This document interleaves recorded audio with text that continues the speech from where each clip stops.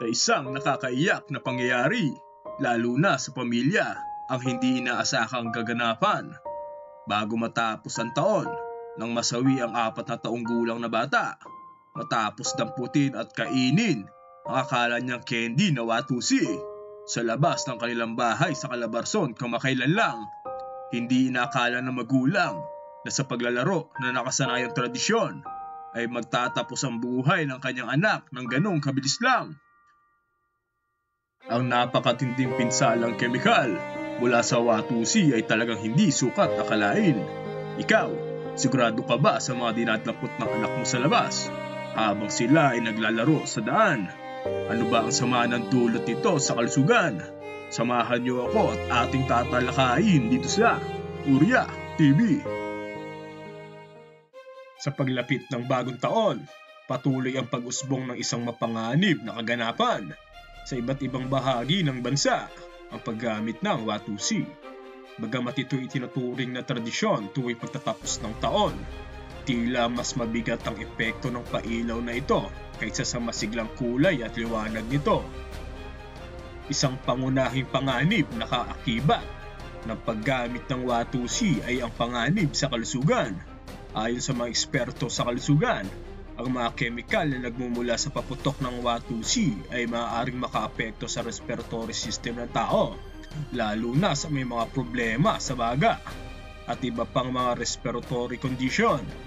Ang malakas na ingay na likha ng pailaw ay maaaring makatrigger din ng anxiety at stress sa mga hayop at sa taong sensitibo sa ingay. May isang pangyayaring kagibal-gimbal at hindi inaasahan. Ito'y matapos malunok ng isang musmos na batang lalaki ang Watusi sa kanilang bahay sa Calabarzon kamakailan. Paliwanag ng DOH, marami sa mga musmos na bata ang napagkakamalang candy ang Watusi dahil sa maliit na hugis at kulay nito. Ang Watusi ay talagang nakakalason. Ang Watusi ay naglalaman ng yellow phosphorus, potassium chloride, potassium nitrate, at isa pang sangkap sa paggawa ng TNT o pampasabog ayon sa eksperto. Kapag ito'y nakain ng sinumang tao, ay tiyak ang pagkalason, kaya dapat isugod agad sa pinakamalapit na ospital sa inyong lugar. Do not buy or allow any Watusi to be at your home, dagdag pa ng DOH. Batay sa pinakahuling ulat ng Kagawaran ng Kalusugan, umabot na sa 88 ang bilang ng mga kasong pinsalang kaugnay ng paputok, matapos makapagtala ang ahensya ng 13 dagdag pa na bagong kaso ayon sa kanilang pagsisiyasa. Nakakabahala ang katotohanang 12 sa mga insidente ay naganap sa loob ng tahanan ng mga biktima, habang ang iba naman ay nangyari sa mga kalsada. Sa masusing pagsusuri, 5 sa mga itinambal na bagong kaso ay bunga ng paggamit ng pinagbabawal na uri ng paputok.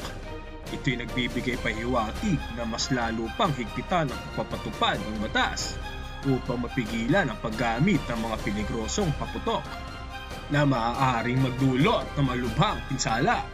Nakakabahala rin ang katotohanan. Ang pinakamaraming kaso ay naitala sa National Capital Region, kung saan mayroong 31 ang naitalang kaso. Sumunod dito ang Central Luzon na may 11 kaso at ang Ilocos na mayroong 10 kaso. Ang mga ulat na ito ay nagpapakita ng pangangailangan para sa mas malalim na kampanya sa pagpapalaganap ng kamalayan ukol sa kaligtasan sa paggamit ng paputok, lalo na sa mga rehiyon na mas mataas ang insidente ng pinsala. Hindi rin may tatanggi, isa itong panganib sa kalikasan. Ang labis ng paggamit ng Watusi ay nagdudulot ng polusyon sa hangin at lupa.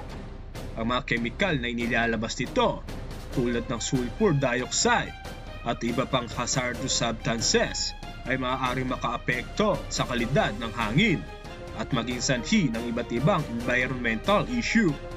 Sa kabila ng babala ng regulasyon hinggil sa paggamit ng paputok, patuloy pa rin ang ilang individual at komunidad sa paggamit ng Watusi bilang bahagi ng selebrasyon ng bagong taon. Hinahamon nito ang mga lokal na pamahalaan na maging mas mahigpit sa pagpapatupad ng batas. sa regulasyon kaugnay ng paputok upang mapanatili ang kalusugan ng mamamayan at kalikasan. Sa ngayon, patuloy pa rin nadadagdagan ang bilang ng mga nasusugatan sa mga firecracker na naitala sa DOH sa mga nakaraan na araw bago ang pagsalubong sa taong 2024. Ikaw, tatanungin kita, ano-ano na ba ang nasubukan mong paputok? Comment down below para malaman namin kung ano ba yan. Once again, ito ang Uriah TV. Huwag niyong kalimutan na mag-subscribe sa ating munting channel. Maraming salamat. See you on the next video.